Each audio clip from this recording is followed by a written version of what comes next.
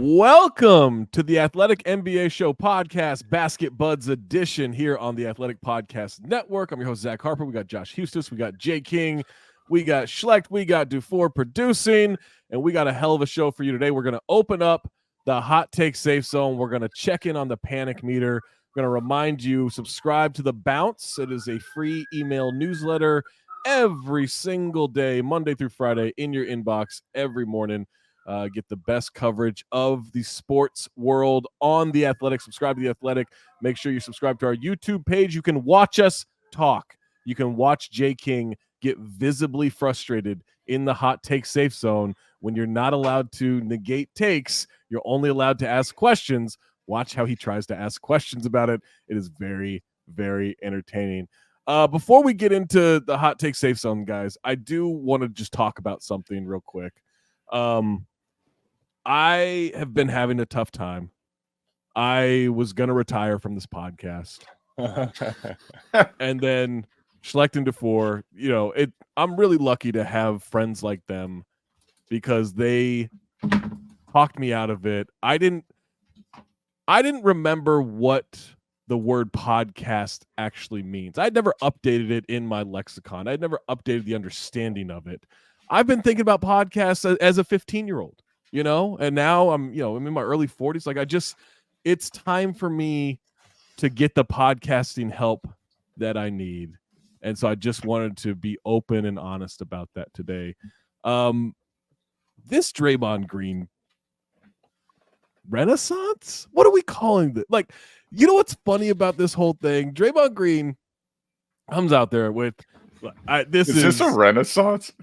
I don't know what it is. You know what it is? That's the right word. It's a big, I don't know if that's the one. heaping pile of, excuse my language, earmuff the kids in the car bullshit. I laughed so hard at this video this morning. Draymond has been for years going, "You're not ready. This is new media. This is new media." You did a 40-minute apology? That's not even an apology. It was an apology to yourself, not to anybody else. You were out for 3 weeks. He's had progress meetings, Zach. What does that mean? Progress meetings. No, he just repeated the words again. He didn't explain that to me. That's a good question. It was like Lawrence Frank's reports. Who knows what were in them? Nobody knows. We just know he had to do them. Oh, those are goated. I host a podcast called Cinephobe where we break down bad movies that are poorly rated on Rotten Tomatoes. We try to ascertain if they're properly poorly rated or maybe they didn't get a fair shake. It's Cinephobe. It's myself and Amin El Hassan, produced by Anthony Mays, wherever you get podcasts. In that every episode, we have an award for who was the most ass on, right? Who, someone acts their ass off. It's wow, what a great performance. Someone is horrible. We give it an ass on award. That entire Draymond thing was an ass on award. He podcasted his ass on. That was one of the weirdest displays, one of the weirdest performances I've ever seen from him, from anybody. And Josh, I just don't, are we supposed to buy that? Or is this just, we put it out there, it's public PR? Who's buying this other than maybe Draymond fans and Warriors fans that really want this thing to get fixed? Well, isn't this the playbook for celebrity screw ups? Yes. Regardless of sports, actors, politicians, they say or say something racist or they do something stupid in public. Where do they go? What do they do? They apologize. They say I was on Ambien or I have a problem, and they go to rehab. And they're I'm dealing with a real issue. I just got a prescription for Ambien. To rehab. I'm buckle up. We're gonna get some wild texts. But you know what I mean? It's that whole thing where it's hey, I have a problem. I am a victim too of something out of my control. I need to go get help. Don't blame me because I am just a victim of the disease I'm fighting. Right. And then everybody's good for them. For them. Look, and I say this as one, okay? Is being an asshole a disease? An asshole? I knew it. How did I know? Josh, we've been communicating too much. And I don't even mean that. I'm not trying to be mean about that with Drake. He's an asshole. I'm an asshole. I can admit. If you're going to be an asshole, you also have to be good. There's no room to be an that's my asshole problem. and not be Yeah. good. Yeah, That's your problem. But you know what I mean? Like if you're going to be an asshole, there's Yeah. athletes that are assholes all the Yeah. time. But if they're And he's good, everybody's great. just great at like, his job, okay, right? Yeah. they're like, fine. Was it Major But he's League? not as good anymore. Was it yeah, that's the Major problem. League when Pedro Serrano got like they talked to him? They kind of had an intervention with him. He came back. It was just a super nice guy and could not It's hit Major anymore. League 2. Major League, that's the second one. It just could not hit anymore because Yeah. he cured himself of He was too all nice. the ills in his life. That's what I'm Just- saying. Like Draymond Green is going to come back hugging opponents. He's going to come back like high fiving refs, and he's going to be terrible at basketball. Did you ever read Tim Grover's book? You guys know Tim Grover's, and what did he say? He said, everybody great has to have a dark side. Yeah. If you're going to be great, you have to have a dark side. And if you get if Tim Draymond Grover, by has the gotten way, rid of his, I read that book. That dude's a psychopath. Psychopath. They made us read that in college, and I read that. I was like, Really? this is what you want? Wow. Yeah. What kind of college classes were you taking? And then right after that, no, sorry, right Johnny after- Dawkins. Johnny Dawkins gave it to our okay. team. I then- and found then your the class. team to Was read that it, and was our that team before or read it. after he gave you the 48 Laws of Power to read? Oh man, we were the type. There was the Tim Grover, and we had like the Navy SEALs come in one preseason. Like we Oh were my all about the God. whole. Yeah, that was our style. Did you train with the Navy SEAL or just? We did one day with the Navy SEAL. I swear to God, I've never been more tired in my life. Yeah.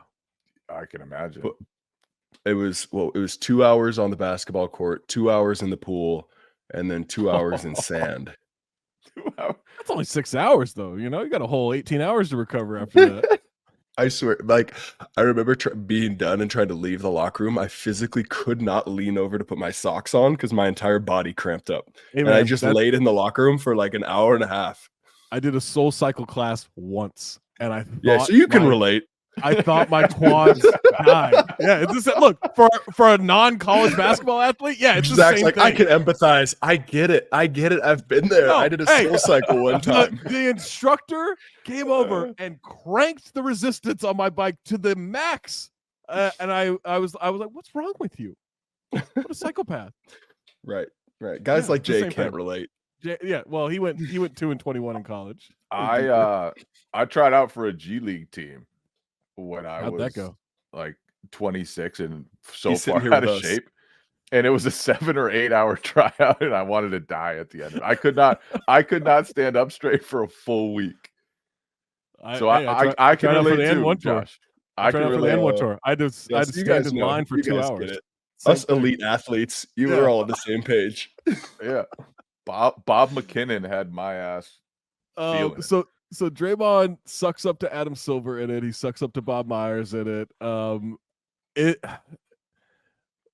March, let's say March is the next incident. Like when do we like this isn't because also like all right, I watch a lot of Bar Rescue, okay, and Bar Great Rescue, show. John Taffer will Shut come it in down. and like try to fix someone's like childhood trauma, a Deep- loss, like alcoholism. Deeply rooted 2 days. Problems. 2 days. 2 days. And then it's like, and then they like they put on nice clothes. There's the new bar opens or whatever. Yeah. And he's like, well, my job's done. Like if Draymond has real Yeah. issues that he's working through here, 3 weeks off of work is not going to fix it, right? And so what No. does Adam Silver do? What does Joe Dumars do when this happens again? Because it's not like he's not cured. Like you can get help and have issues still and good times and then relapses of whatever that he's relapsing from. Again, I just think he's been an a-hole, and I say that lovingly. Like And only I on just the basketball court, right? Like we haven't heard anything. he about hit Draymond off some, the didn't he hit like a Michigan State football player at a bar once a few years ago? Yes. Yeah. Yeah. But But- Stephen A. Smith loves Forgot him and about says that one. he's the best type of person. Hey, man.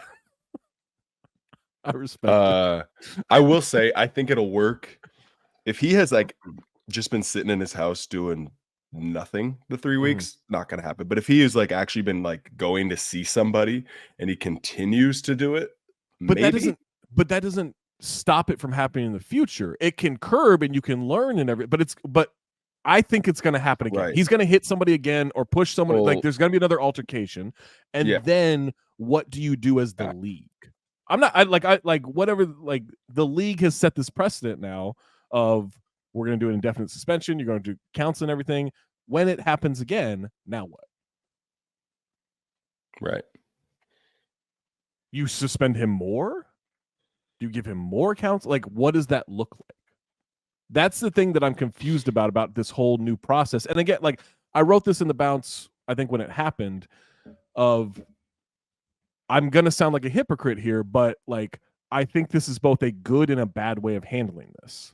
The indefinite suspension of like, hey, we don't know. We know we have to do something. We don't know what we're going to do, but we're going to give you an indefinite suspension. We'll figure out from there. I think there is something to that idea of look, we are going to figure out what is the best recourse for figuring out how to help you with an issue that we think you have. I think that's a good thing. I also think sometimes you just be like 15 games, go home. And the league is just clearly fed up with Draymond shenanigans. I think at this point, even the Warriors are fed up with Draymond shenanigans. I don't know if that's true, based on him having to sit down with Big Boss Man himself, and I don't know. They suspended him in this situation far longer than they would for anyone else in the league. Anyone else in the league because he has the bigger. You have to. The history is there. That's what I'm saying, though. They're fed up with all the nonsense that he's done, and it's only gotten progressively worse. His temper. He hasn't made any steps on the court. Maybe he has the last month or whatever, but toward curbing his temper on the court. It just hasn't changed. It's gone the wrong way the last year or two. Josh, do you think, as someone who's competed against him, as someone who knows this mentality, do you think he can change his intensity on the court and still be an effective player? No, because I think it's his intensity on the court that made him who he is. And what is that like as an opponent? Like going against him, like just his communication, his intensity, his execution on both ends of the floor. Like, what is that like to go against? Well, listen, like, I've never been a big Draymond fan, like, but I could at least respect that he was a key to the Warriors' success when they were successful, right? The things that he did, the pressure that he took off of Steph and Clay. He was a great, like, objectively, he's a great defender. You know what I mean? He was the leader on the floor, the vocal leader on the floor. He was the enforcer, whatever you want to call it, all those things.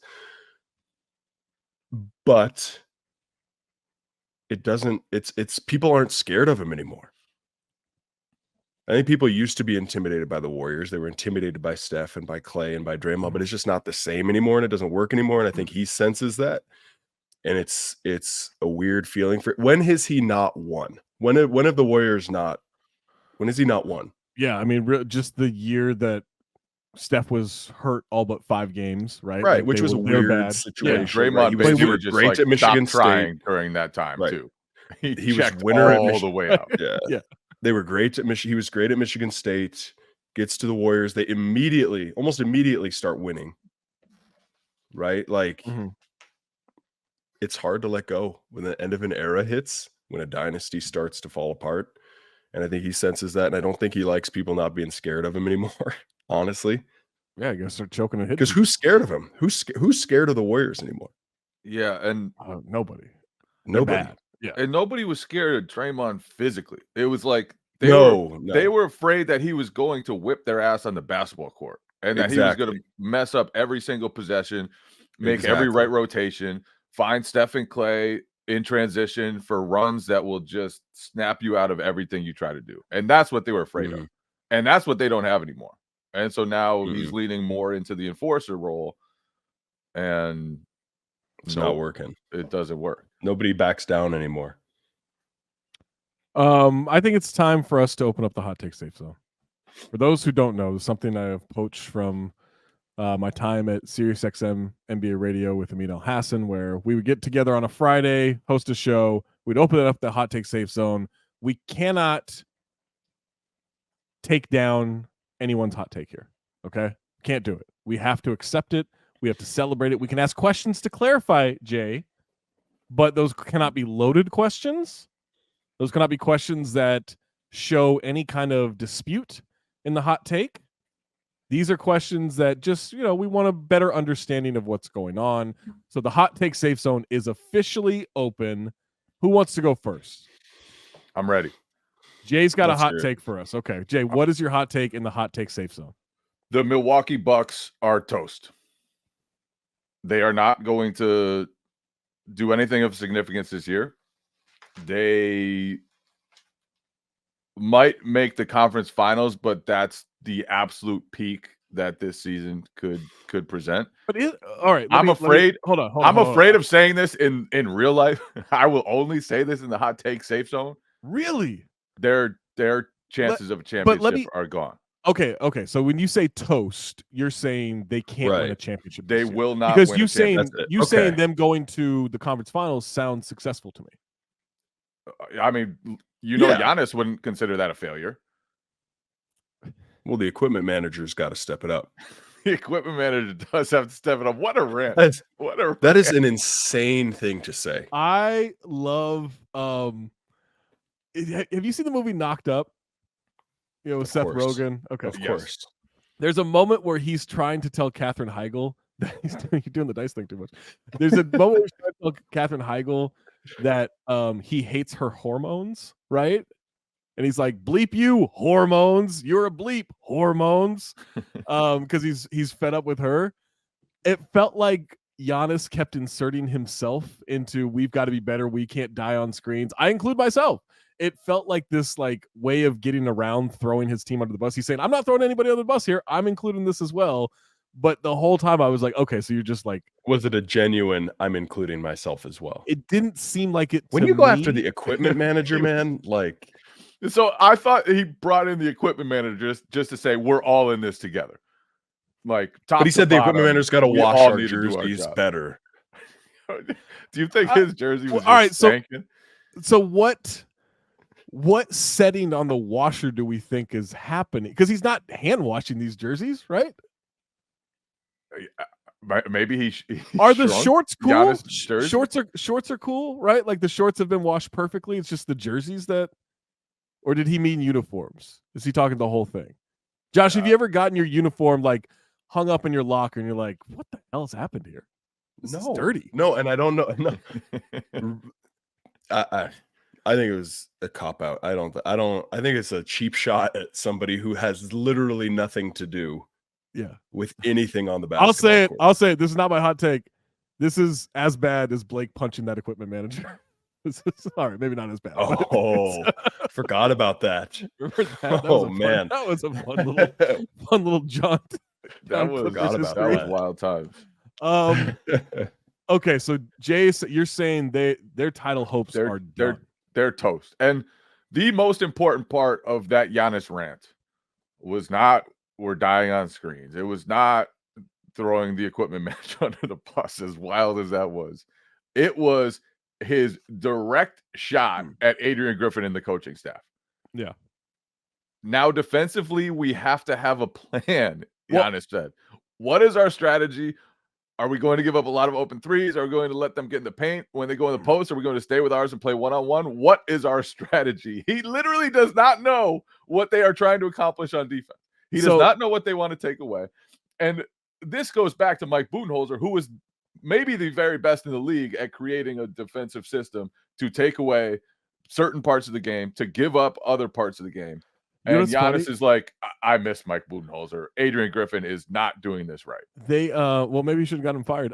Then they are actually the second best team in the league at allowing 3-point percentage. They allow the second lowest 3-point percentage, but they're, because I just looked these numbers up last night. I think they're 12th in wide open 3-pointers attempted, allowed, and they teams shoot the worst in the league on what their 3-point numbers in terms of defense are completely smoke and mirrors.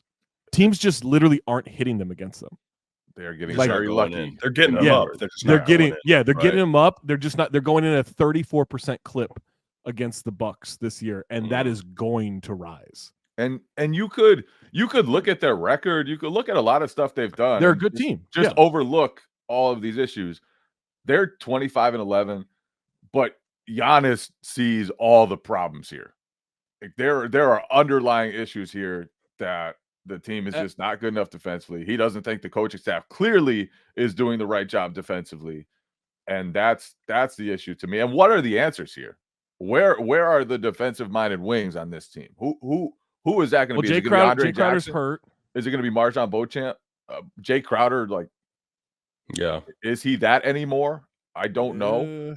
And so he's someone who knows what to do. I think there are personnel issues. Giannis thinks there are foundational issues, and they need Thanasis structure issues. Why? And then I look at the stats. The equipment manager. The Bucks with Giannis and Dame both on the court. Both of them on the court have a 6.7 net rating, which is good. It's really good, but it's not what you would think. When you have your two superstars on the court, you should be trouncing teams because most of their minutes, let's be honest, are probably with Brook Lopez. A lot of them are probably with Chris Middleton. They have their best players on the court with those guys. Yeah. And they're still just pretty good.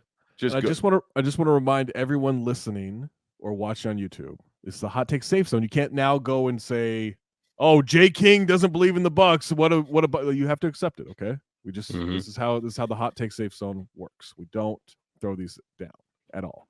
I'm gonna go next. I'm gonna actually build off because Jay kind of has a little bit of what I've got in that the Bucks are toast. I'll take it a step further. My hot take safe zone submission. Dame's gone this summer. Wow. You know what I read?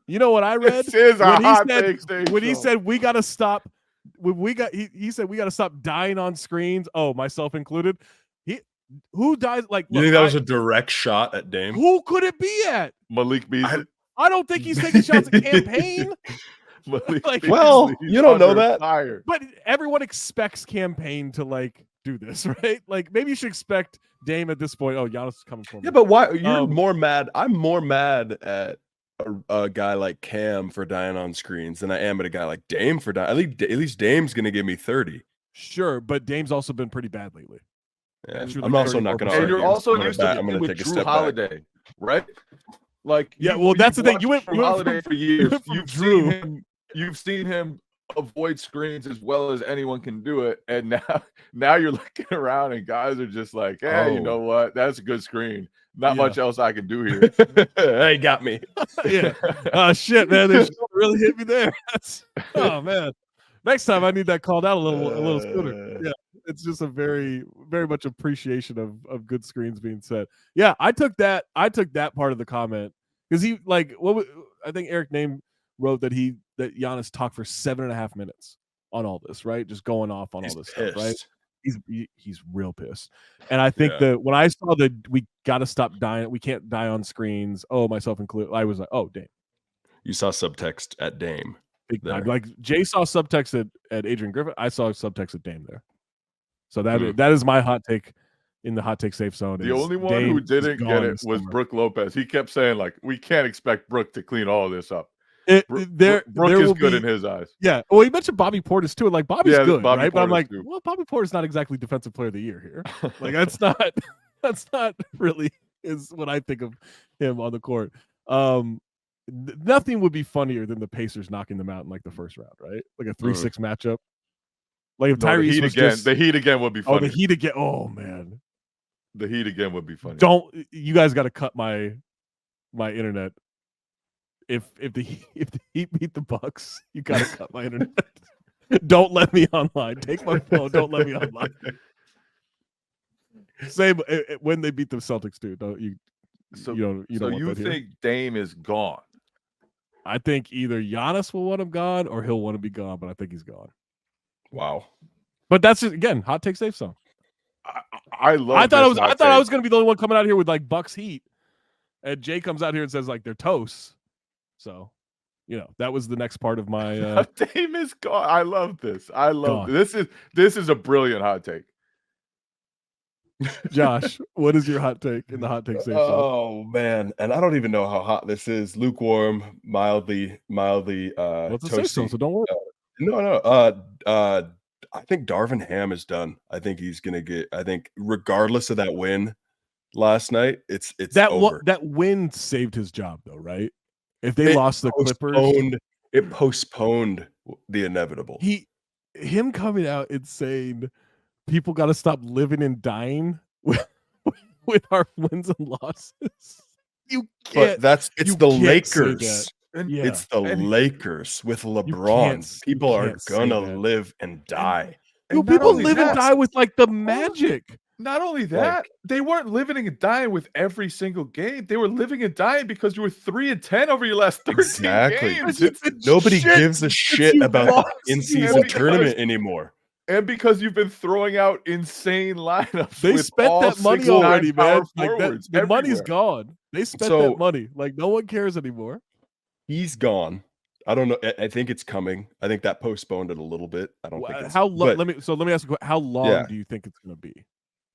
Like in season, or are we wait until the summer? No, in season. I think it's in season. Wow. I think it's in season. I think that they're going to try to be on damage control here because again, it's LeBron. Like he has a history here. Let's go back and look. Luke Walton, Mike Brown, Frank Vogel, David Blatt. What do all those people have in common? They all coached LeBron. They all underachieved. They all underachieved. And then what happened to them? Gone. Mid-season. Gone. Bye. Well, it makes me wonder because I think LeBron's alluded to this before, and people have definitely talked about it. And this was the most evident with Luke Walton. Like, if LeBron is going through a shoot around or a game plan or something, and he thinks like you don't know what the hell you're doing, he's out on you. Right? No, he's done. I don't know if that's happened with Darvin Ham, more than 90. He knows more than 99%. Of course. Well, just know. Oh yeah. Well, for sure, he knows more. I don't know if you guys remember that. Oh, sorry. Go ahead. No, go ahead. No, Jay, you go ahead. I don't know. Jay, go right now. You go. I don't know if you guys remember the clip from like early in the season. Might have even been the very first game of the season when LeBron was on the sidelines talking to Darvin Ham. He was mic'd up, and for whatever reason, the league released it. And LeBron was just kind of like, I can be point guard, right? You can like just give me the ball. It's okay. You don't have to give it to D'Angelo. And then what happened? And then what happened? What position did he start playing? Point guard. But he's calling the shots. I think he's done. But I'm also saying like there's a level of frustration with some of the stuff Darvin Ham is doing. We have seen windows into that. And well, it's coming out more and more now. All these leaks, all these reports with agents calling, frustrated. And so the second half of my hot take is that I believe that Phil Handy will take over as interim. I think as far as having a guy who is respected throughout that locker room, it's Phil Handy. Phil Handy's like the GOAT of like skill development, right? Like it's where everyone goes. Who does LeBron work with in the offseason? Yeah. Everyone works with him in the offseason, everyone works with him in the offseason. He's respected. He's a guy who I think all of them would follow and would listen to. Do you think that in this scenario, and I'm not trying to like discount what Phil can be as a coach. Do you think in this scenario he's then got like assistants who are handling more the game plan stuff, X's and O's, and Phil is like kind of the rah-rah, respected voice leader? Or do you think Phil's because I don't know enough about Phil in that sense of like whether he has the X's and O's outside of skill development, right? I think it's more about a team has to have a head coach. And maybe LeBron's the so that's the what I'm planner, saying, right? is that I think that you put Phil Handy in the interim head coach role, but it is in name only. Yeah, they need a filler. They need somebody to be the head coach, and LeBron will handle game plan going forward. You know what I love about Phil Handy is I think his Instagram handle is like the real 94 feet or like the real Mr. 94 feet. The real 94 feet. Because I'm pretty sure he got pissed that people were calling Pat Beverly Mr. 94 feet. That's great. And I love Phil. I think, but dude, everybody loves Phil. Like the Lakers are not cashing in on this. I don't think LeBron is going to cash in on this season and be done with it. I think that they're going to try to salvage something.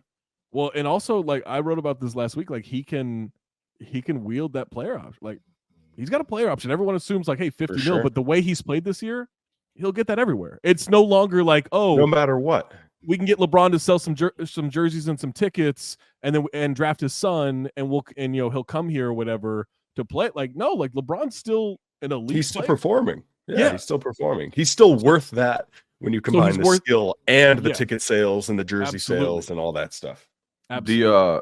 It was so eye-opening when Jovan and Shams wrote that piece about how players were frustrated with Darvin Ham, and in it they were like 6 different sources have said that's half the locker room. That's half the team.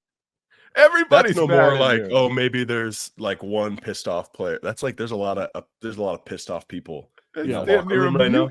That's not a leak. That's not a leak. That's that's the dam has broken. It's not a leak. It's a town hall meeting. Movement. Like, that's what that is. Like, it's not exactly. All right. I feel like this is maybe the best hot take safe zone we've had. Yeah, we came hot today. I like Jace it. Okay. This is good. Jace was all right. Yeah, Jace was fine. You know what? I thought mine was going to be the hottest, and then you guys were like, "Oh, no, actually, Dame's getting traded, and Darvin Ham is fired." And I kind of alluded to the Dame one in the group chat. I think this weekend or something like that. Maybe after those comments, or maybe I can't remember when. But I've started feeling this way for a couple of weeks now. Like, I don't know if Dame's long term here. Just doesn't seem like it to me. What a hot take safe zone today. And now we close the hot take safe zone. We are going to bring you the panic meter right after this break. Welcome back, Basket Buds Edition, Athletic NBA Show podcast. We now break out the panic meter. The panic meter is 1 to 5, 5 being the most.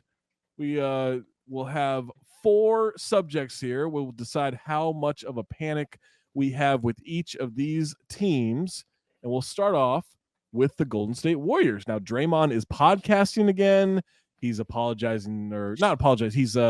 He's really like commending Adam Silver and Bob Myers and everything. And Jonathan Kuminga voiced displeasure allegedly about. Well, I don't think we can say allegedly anymore. It was a report from Shams. And so you want to be careful with that wording, but then like Steve Kerr came out and was like, yeah, I talked to him. We can't do that like publicly. That's got to all stay in house. So I think we could say officially that this happened. Jonathan Kuminga was like, I don't like my playing time, and then played 36 minutes in a game. Like, they really had him out there, except Chris Paul is now hurt. I believe he's out roughly a month with this hand injury. And so, guys, from a scale of 1 to 5 on the panic meter, Jay, how much panic do you feel for the Warriors? 5. 5. 5. The sirens are blaring. The flames are bursting. Like, this is not going in the right direction. None of it is going in the right direction. They're done. They're done. They're done. Even if they make the play-in tournament, even if they make the 8th seed, like this is something that has really pissed off Jay throughout the season so far, is that Josh's first episode, he nailed this. He said the Warriors were done. It was his first podcast ever. Yeah. I remember his first. And you guys made me feel like such an asshole for this take. I sure did. Yeah. And look who was the asshole. It was me. Well, no, Josh was an asshole. Yeah. Absolutely. It was me.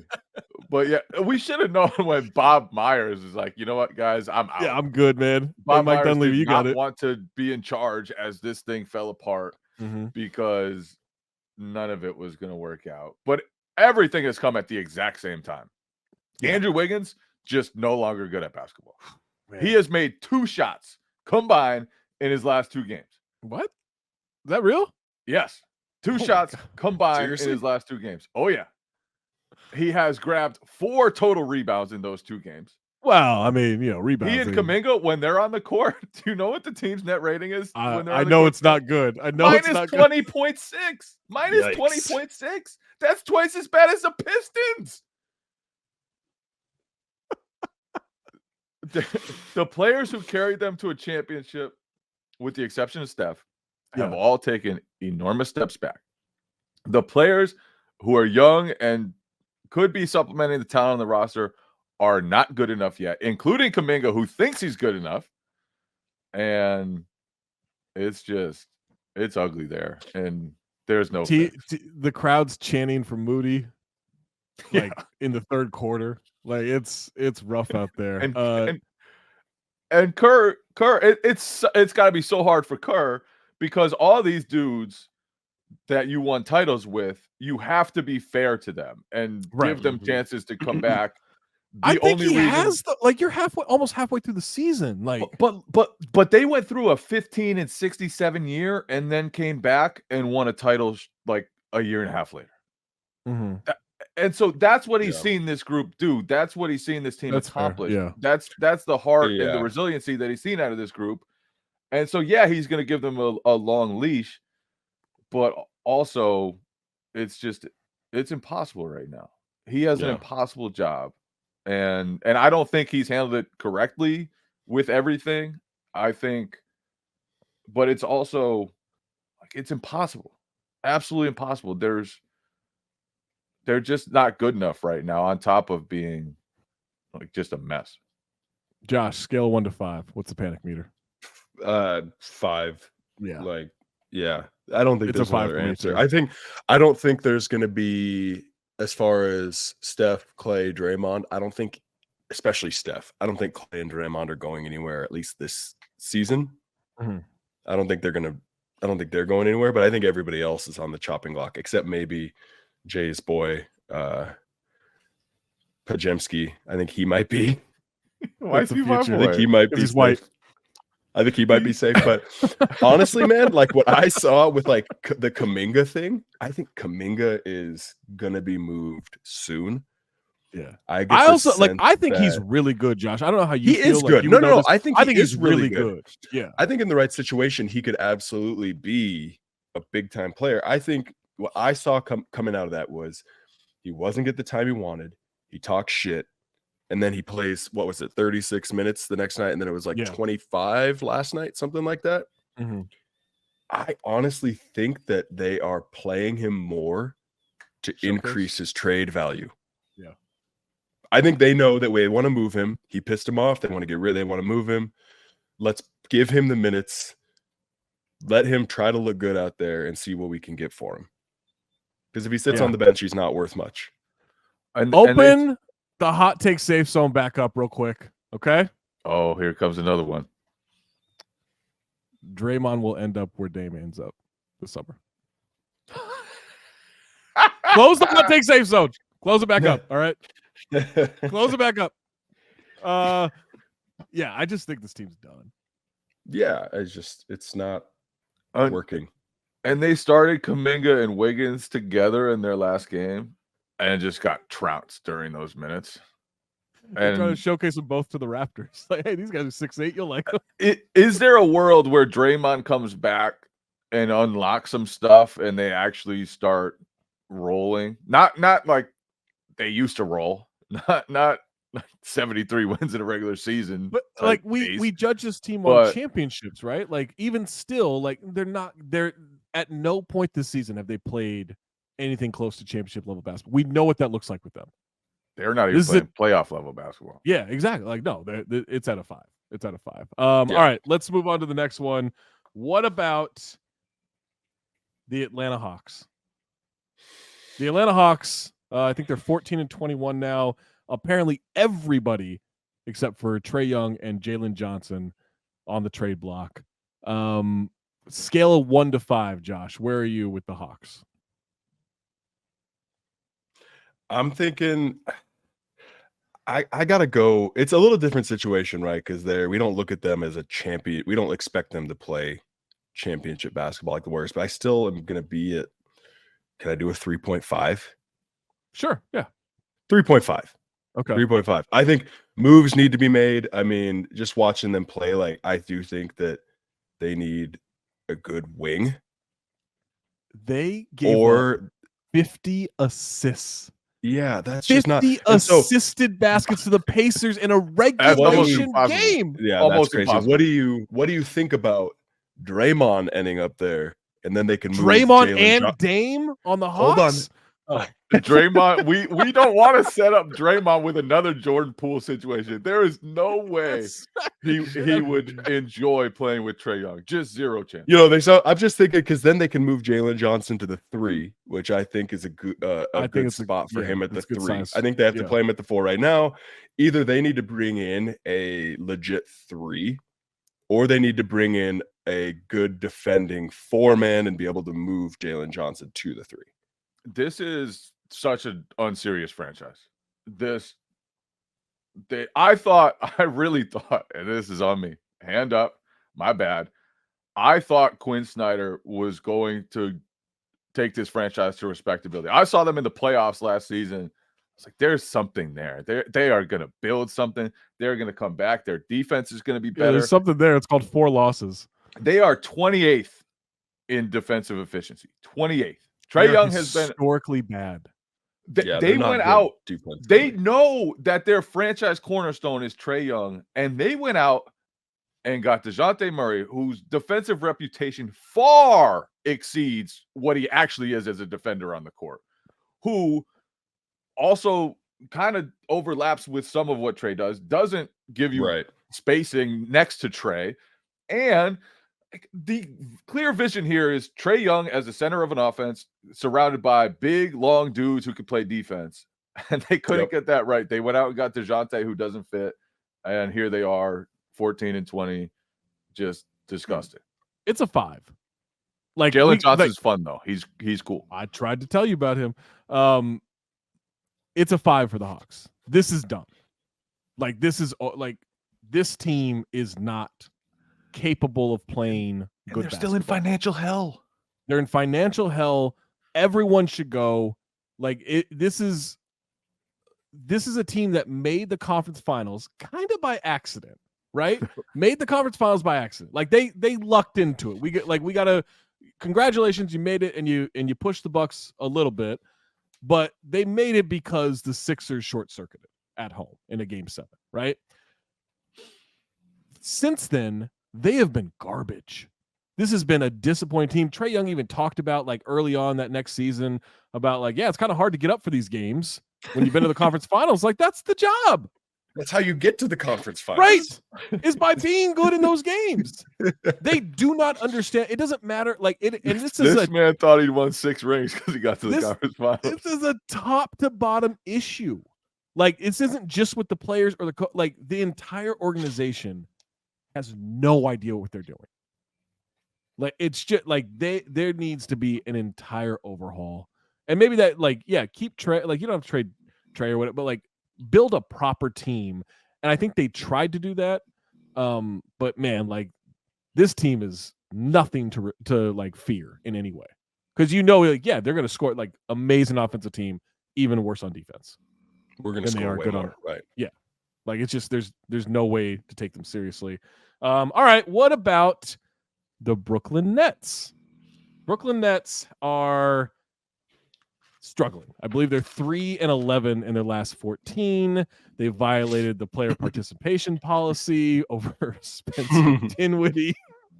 They've got some guys that they could move, right? Like Dorian Finney-Smith, nice guy to go get. Even Royce O'Neal wouldn't be a bad guy to go get. They got a lot of options there, a lot of players they could move. On a scale of 1 to 5, Jay, where are you with the Nets? I'm like a 2. They're not good. They're not terrible. I never expected them to be they're not terrible. Yeah. They need more. Maybe they need less. I don't know what direction they need more. Maybe they need less. What does that mean? I just mean maybe they tear it down. Maybe they tear it down. This is a tear down. This is a tear down. It's got to be what right? down. No, but I'm just saying they need to start moving. They need to start moving. Mikhail is untouchable to them. I think for them. I think he's the only guy off limits. Right. I think they've got some valuable pieces. Claxton. I think a lot of teams would like to have a guy like Claxton, like Cam Johnson, Royce O'Neal, Dorian Finney-Smith. Yeah, they've got good pieces that teams would like to have, right? Yeah. The other week we were talking about OKC, somebody bringing up OKC. I was thinking maybe Claxton could be, would be cool to see come off the bench behind Chet. A guy like Claxton, he can play the speed they want. He's long and athletic. They've got valuable pieces that teams that want to win championships would like to have. Royce O'Neal plays good 3-and-D guy, can be a good piece on a championship team. Same with Cam Johnson. Same with Dorian Finney-Smith. These are all guys who have Finney-Smith market. Is a dog, man. They have market value. They're not the stars. Nets only have a supporting cast. They will make a team supporting cast, and that's it. Because every time they get stars, they're either too old or they decide they want to leave. That's what I'm saying. I think that teams that want to win the champion, are on the cusp there, that are trying to make a good are looking at the Nets, thinking there's a team we can talk to about bringing it. There's certain players on that team who can help give us that little extra that's going to take us to the next level. Yep. I'm with you. Like, I think I'm a 2, like Jay.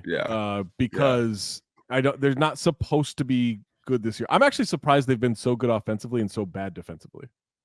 Like, to me, that's the weirdest part of like, they've got Dorian Finney-Smith, they got Royce O'Neal, they got Mikal Bridges, they got Nick Claxton. Like, they've got a bunch of defensive players. Yeah, they do. Sure, but like, you can still. It's hard to be good on defense when you play that small, even if you have good defenders.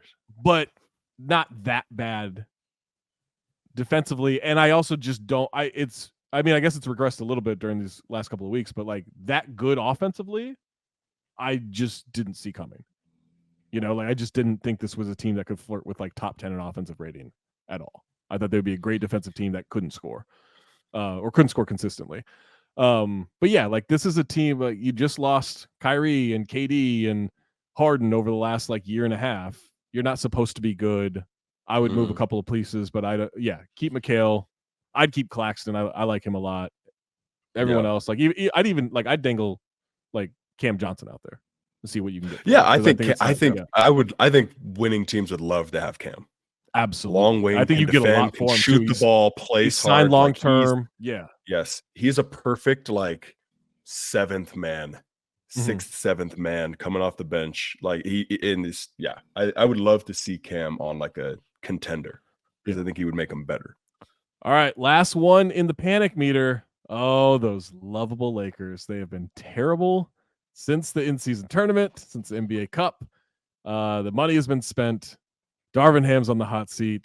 LeBron is mad at his team. He's mad at international reporters asking about Ricky Rubio after a loss. But he's not mad at Ricky Rubio. He wants Ricky to know he respects him. It was just a dumbass. He made sure that everybody knew it was just a dumbass question. Poor reporter, like yeah, that's on. It was clearly a Spanish reporter. Yeah, it was clearly a Spanish reporter. Like, it's hey, a you huge gotta news story. This dude, Ricky, has played professionally longer than LeBron. Like, pretty much, yeah. It's been. Ricky was 17 years old playing against the Redeem team in the finals. He has played. I don't think there's anybody. Maybe Luis Scola. But anybody else playing that's played as long as him? So, Josh, where are you with the Lakers? Scale of 1 to 5. How much panic? 5 for sure. I think they fall into that same category of the Warriors, especially any team that LeBron plays for automatically has to be a contender. Anything less than a championship season is a failure. Like, that's just how it's been. And I mentioned earlier, like, LeBron's history with underachieving coaches, like, it's going to get shaken up. I think he is fed up. I think he's pissed. I think that he has no problem cutting ties with players, coaches, whatever it is. So I think something's coming, like, barring some just incredible bounce back by them in the next few weeks, like something big. Lakers are going to be making moves come February. Jay, scale of 1 to 5, panic meter. This is 5. They have no clue. Darvin Ham and his coaching staff have shown no clue with putting this roster together into a viable team. They are playing lineups that have no chance of scoring the basketball. Yeah. They are, for whatever reason, minimizing some players who are pretty good to maximize other players who are not very good.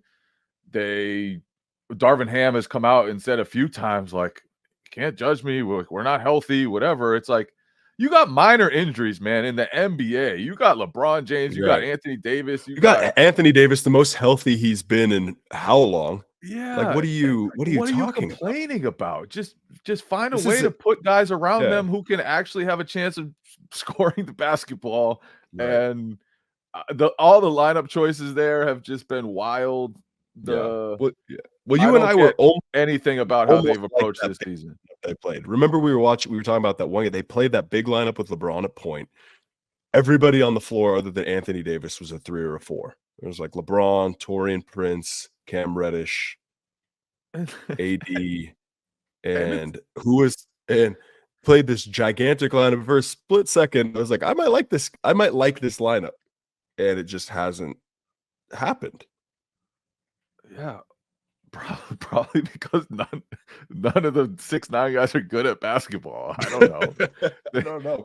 They also don't have they don't have any movement shooting. There are limitations to this roster.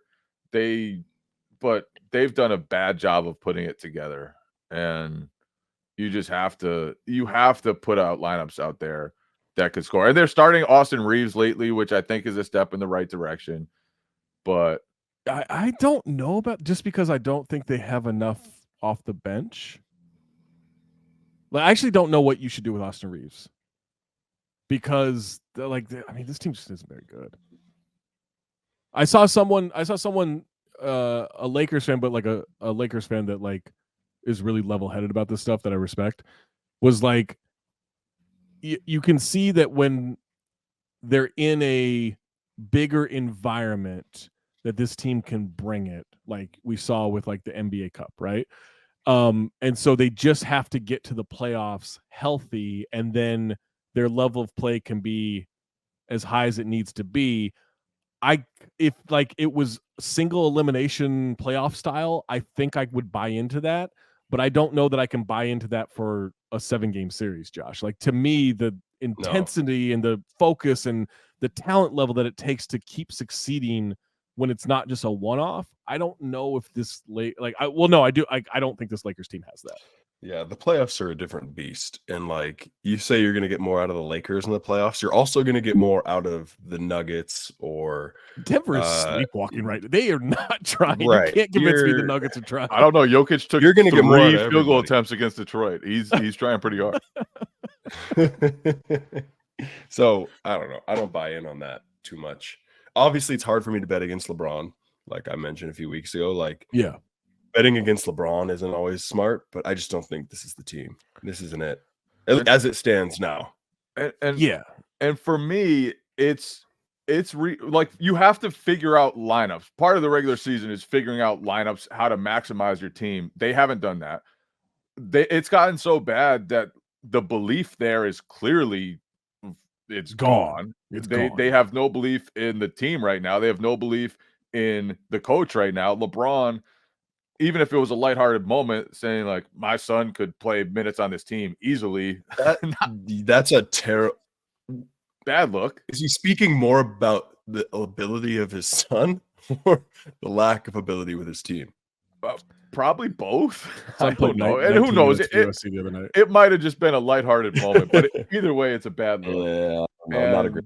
No. And to me, we've seen the Lakers raise their play in the playoffs. We saw it last season. They got mollywopped by the Nuggets. They got swept. And they can say it. We were in every game. They got destroyed in every moment that mattered. Every moment that mattered. Yeah. I think they were up 15 or 20 in game 4 of that sweep, and LeBron had a huge first half. They could not keep Denver from coming back and winning that game, sweeping that series. This team's not good enough at their best. So why are we going to trust them now just because they can be better than 3-13 in their last 13 I'll tell you exactly 3-10 in their last 13 games or whatever it is. I'll tell you exactly what it is. Why people are afraid to write it off. Because nobody wants to be clipped online. That's all it is. LeBron's got a resume, and they are toast just like the Bucks. Nobody. The hot take safe zone's closed, man. Don't just go throwing this stuff out there willy nilly. We got this is real. This is real. The Lakers. But you can't say the Bucks, because that takes your hot take out of the safe zone. Okay. Okay, I'll leave that one in the safe zone. Just trying to. The Lakers for real are toast. No one wants to get clipped, but I'm what part of this looks good? Just none of this. None of this. Again, we talked with the Warriors. We know what it looks like when they play championship basketball. None of this looks like that. None of this. And we haven't seen that. And I look, maybe changes can happen. Phil Handy becomes a coach. They make a trade. Who knows? But none of this, from what we've seen so far, it even approaches what it would take for them to truly matter in the playoffs. And if we're 35-ish games into the season, we haven't seen that yet, without a major change, we're not going to see that. That's just You don't all of a sudden, Josh, become really good 35 games into a season, right? No. I mean, even if they did bring in somebody new, like there's that little weird adjustment period. And this late in the year, it's too late for adjustment periods. To become like a mediocre team to like a great right. Yeah. The only hope that you would have is that it's just good enough to get them in a position to be in the play-in. And then all of a sudden they hit their stride in April or May. Right. Kind of what happened last year, I guess. Yeah. Right. That's the only hope. Otherwise, it's just not feasible. Make sure you are dropping your panic meter scores, your hot take safe zone. You can do that in the comments on YouTube. Everyone loves YouTube comments. We love to see them. Jay reads over every single one of them. Every single one. So let's know. YouTube comments are very safe and inclusive. Very safe. That's the real safe zone. YouTube comments. Yeah. That's gonna be the sweet spot right there. Make sure you subscribe to the Bounce, subscribe to The Athletic. Make sure you subscribe to the Athletic NBA Show podcast, both on YouTube and on every single podcast platform that exists. Do not leave one out. For Jay King, for Josh Eustace, for Dave DeFore, for Andrew Selleck, I'm Zach Harper. Keep it locked on The Athletic.